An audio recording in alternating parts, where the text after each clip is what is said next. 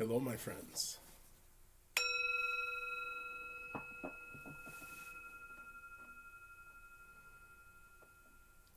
Let's take a nice breath in and a big sigh.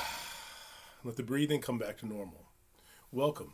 My name is Drake. This is Touching the Edge. And this is the 40-day practice to having more of a yes for your life, more of a yes to thriving in the midst of whatever challenges you're facing.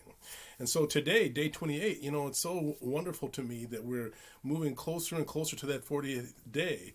And the realization that even as we get closer to the end, that the practice still has value. Even as we get closer and closer, even the last day of the practice, it still has value.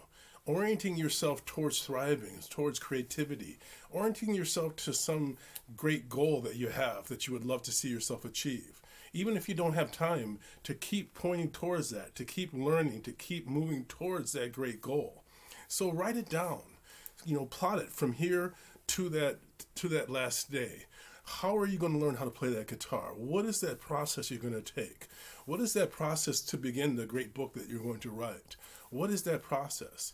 And in addition to that, let's remember that part of what we always want to be working is moving towards ourselves, towards stillness, because the more we move towards ourselves, the more still we become. And then the creativity that bursts from that is a wonderful flow that comes from it, coming through us rather than us trying to force it. So in coming into that stillness, we help to initiate that creativity.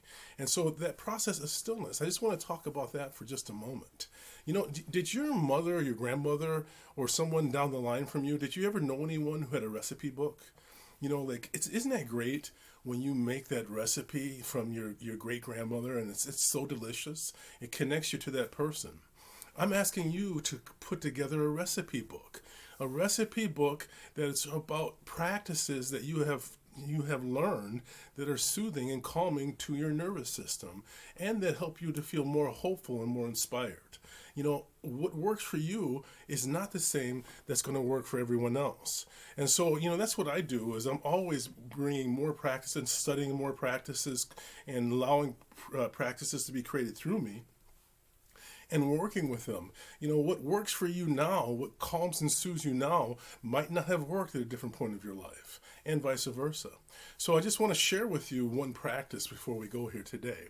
The great Buddhist monk Thich Nhat Hanh came up with a practice, or at least described a practice that I want to bring to you. One of those elements that I think is fascinating is our relationship to our face. There's a great book by D.E. Harding called On Having No Head. It's just this idea that we've never actually seen our own face. We've seen it in reflection or in the images from video, but we haven't seen our own face. And so understanding our relationship to our face really changes our relationship to our emotions. And so in this practice by Thich Nhat Hanh, when you become angry, when you become afraid, he talks about in terms of anger, but I would suggest in terms of any of these intense emotions, go to the mirror as soon as possible and just kind of gaze at yourself in the mirror for a moment. Look at yourself in the eye, see your face. What does your face look like when it's angry? Just be aware of it. Just take it in. Slow your breathing down and gaze at your face and gradually soften your features and allow your relationship to your face to change your relationship to your emotions. And so it's a very simple practice, but it works. Write it down. Put it in your recipe book. So thank you so much for your time. Remember, this is our 28th day.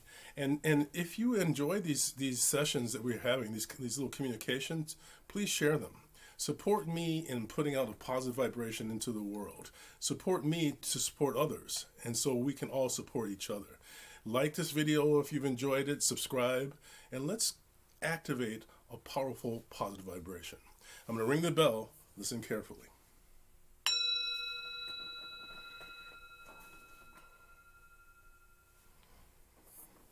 Intent is not just a hope. It's something far more, and I intend to thrive. And I intend to support you in thriving as well. Namaste. Have a wonderful day. Take care.